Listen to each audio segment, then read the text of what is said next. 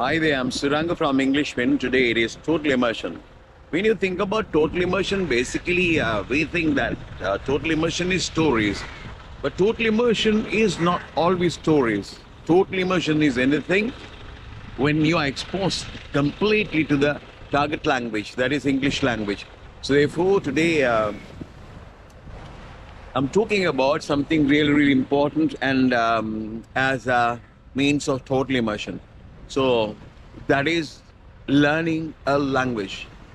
Your target language basically is the English language, as I know, and maybe you are learning Urdu, maybe you are learning Hindi or whatever the language is. Basically, how to learn a language. So if I say that I'm teaching you language at this moment, I mean, what I'm doing is basically I'm talking about something. I'm not in a classroom. I'm not using a whiteboard. I'm not using a digital board. I'm using nothing except this camera. So I say that I'm teaching you English now. You would not believe it if I say that I'm teaching you now. I'm teaching you the language, and you would not believe that, but that is the truth. So what I'm going to say is, show you is the what really the learning language is. Okay, so that is it. So in language learning, there is a problem. What is the problem? So at times people say, even comment in my YouTube videos. ඔයා ඉතින් දැන් මේ ඔය හැම වෙලාවෙම කතන්දර කියන එක විතරනේ කරන්නේ. ඔය ඇති කතන්දර අපිට අහලා එපා වෙලා මේ ලෙසන් එකක් කරන්න. They are thinking about lessons exactly. That is, lessons are say teaching something, teaching grammar, teaching vocabulary, idioms, phrases, and things like that, and teaching the stuff that usually we teach at school. That is what they are thinking about. So is that real learning? Yeah, learning a language. I mean, it is really a form of learning. Yeah. So it is true, but the thing is actually is that really learning a language, or are there different ways of learning a language effectively? Yeah, that is what I'm going to talk about. So if you think that the way that we learn a language at school or classes or generally, if it is really learning, then after O levels you would speak. Is it clear? After O levels you would speak perfectly. If not, after A levels you would speak, because you have covered 1,500 hours English. So you would speak. But it is not so. And then if not, you just think that O level is something different and A levels is something different, and you go to university and for a science degree or something, and then you follow a science degree at university, and then thereafter you try to speak the language, but you cannot. Clear? Yeah. 4 years. I mean, total 4 years of learning subject through English language. Total immersion in a way. That is in a way a total immersion. But yet after completing your degree, you cannot speak generally. If it is not basically something medical or where the language is really used, you would not speak. So the just thing you followed a science degree and 4 years totally learned in English. And then you think that science is not a good thing. You have to go to sort of a different professions. That is low. There are our friends. I mean, completing their degree, they have gone to a different field. That is, they have become lawyers. So when you think about law, if you are studying law, doing LLB or whatever, everything is in English. And perfect English, very good English, not simple present tense, not general science, facts of science. We can deal with only the simple present tense, all sort of things. But low is completely different. All the tenses and everything is used there. But after completing that low thing, you remain without the spoken part. You know that what I mean. So we have our friends now aged 60 or more than 60, 65, lawyers, completing science degrees and everything, they cannot speak. Lawyers, I mean. For lawyers, it is essential. It is a must in a way. It is something critical to use spoken language perfectly. So they cannot do that. So then, but still people say, no stories, nothing. Don't talk about this Valpal. Please teach lessons. Now you should understand that there is a problem of the traditional way of learning a language. Clear? That is it. So next we have to think about,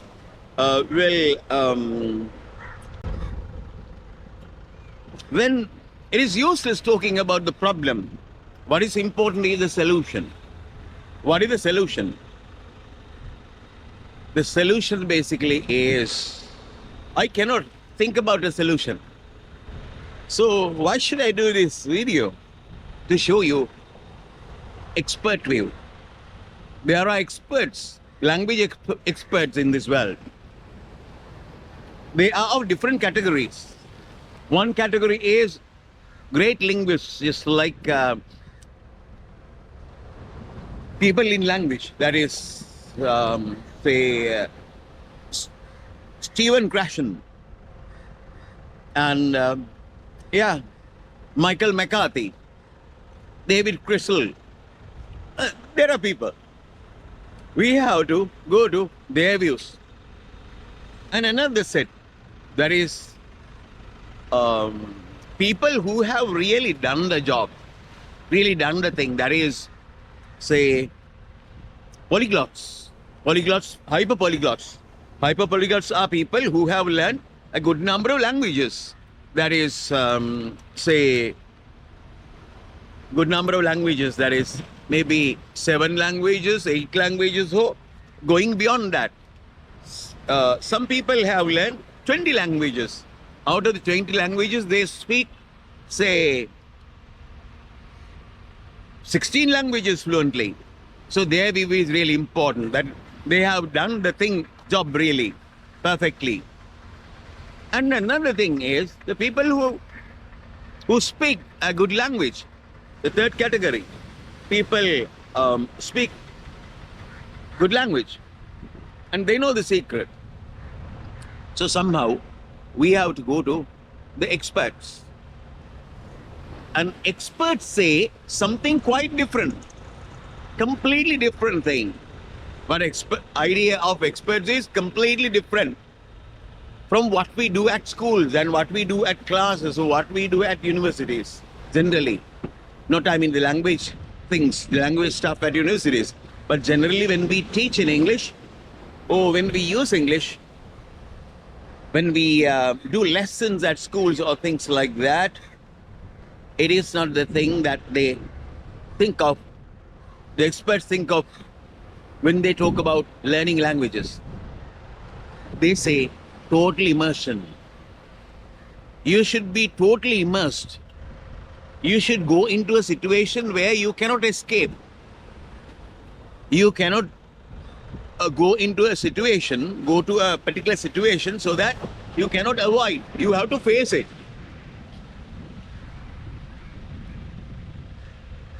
There are times that we have seen in animal world, some birds, not a hawk or some birds, I mean, birds of prey. That is, bird of prey means that like birds of prey. The hawk is a bird of prey, and I cannot remember the name of that the big bird that doing hunting, a great hunter of all time. What is that? I cannot remember. I know the bird. Eagle, yeah. the great eagles, their hunting and everything depends on flying, their flight. So then we have seen videos. So they allow their kids, the tiny birds, not they are tiny, they drop them. They allow them to come down through air. They cannot fly. But when coming down, coming through air, they somehow manage to use their wings. Otherwise, they would not use it. In their, what do we call that? What do we call it? In their big nest, they are quite comfortable. The patia is quite comfortable in the nest. But when Maha Eagle dropped that, he has to fly. Otherwise, he will die. So therefore, no alternatives, nothing, no help. He has to do that. The same thing, the same theory. So therefore, you have to be exposed to the particular language so that you learn. So that is what I'm doing. So when I'm talking about all these things, whether you believe it or not, as Stephen Krashen says, this is teaching the language. Maybe listening to people like us, not us, I mean, there are people in internet and you would find millions of people speak language and good language. If you listen to them selecting them in areas of your things. I mean, if you like tourism, you can listen to things of tourism. If you can go to different places in using internet, and you can see how people talk about things. And if you like our nature lover, you can go to sort of videos where nature is described. But basically, you should try your best to think about the spoken language, not big documentaries, I mean. The general informal conversations, things done informally. That is why I basically recommend in Sri Lanka, I have seen that channel, Sheneli, S-H-E Sheneli, a girl, and her husband, they're doing a marvelous job. So they're talking about nature, they're talking about buildings, they're talking about different countries, islands, whatever. But you learn a lot of English, good amount of English if you happen to go to that. So that is what I want to say. So a traditional learning works. You will speak language when you leave school, but it does not happen. So people always try to pick up good language. So therefore, somehow you have to change sort of notions that you are embracing. You are you are adhered to, you are fixed to. So if you believe that doing lessons is teaching, and listening to lessons of grammar or sort of stuff, you will never learn the art of the perfect language. So therefore, language is something natural. Language is not grammar. Language comes first. And to describe the language, people people made grammar. Grammar is the second thing. When language becomes complicated, people wanted to make it preserved. People wanted to fix it so that language is not changing that much. Otherwise, language would change. Always language is changing, you know that. The change of language, changing of language. David Crystal talk about changing languages. Yeah. So that is it. So then therefore, you have to think about it. If you want to learn language perfectly, so you have to think about this. The traditional way of learning.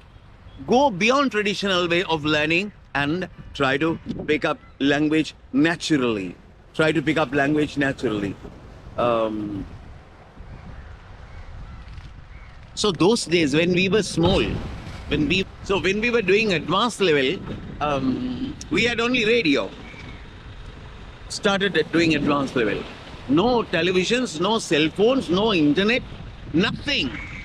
But people learn languages perfectly, naturally in a way, to some extent. But we were really helpless. We had no chance to listen to a native speaker. If somebody is from Kabitigollava, he had no chance to listen to native speaker. No chance to watch the way they behave with their body language or whatever, the culture of Suddha. But now everything is on your table. It is a matter of pressing one button, simple button. So you're still in the woods.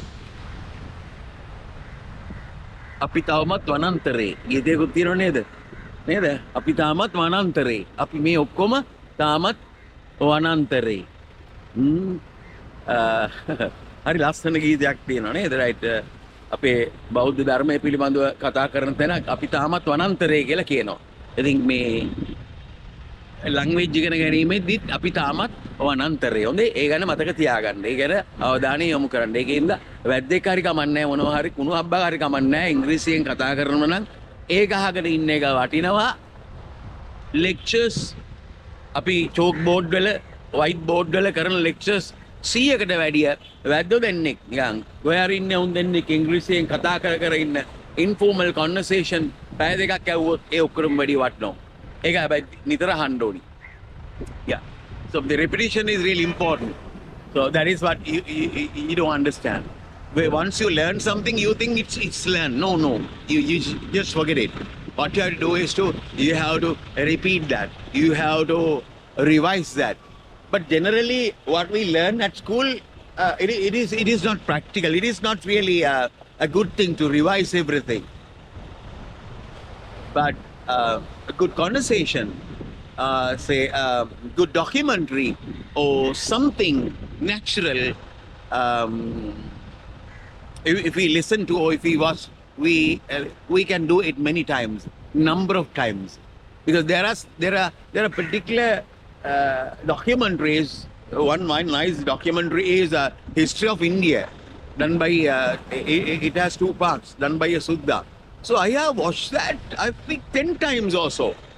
Not to learn English basically, I mean, not in the purpose, but what happens is that I like that, I love that, I love the pronunciation, I love the way he expresses ideas. So that is it. So therefore, somehow try to find natural material so that you can consume to be familiar with the language and so that you become really a fluent guy someday.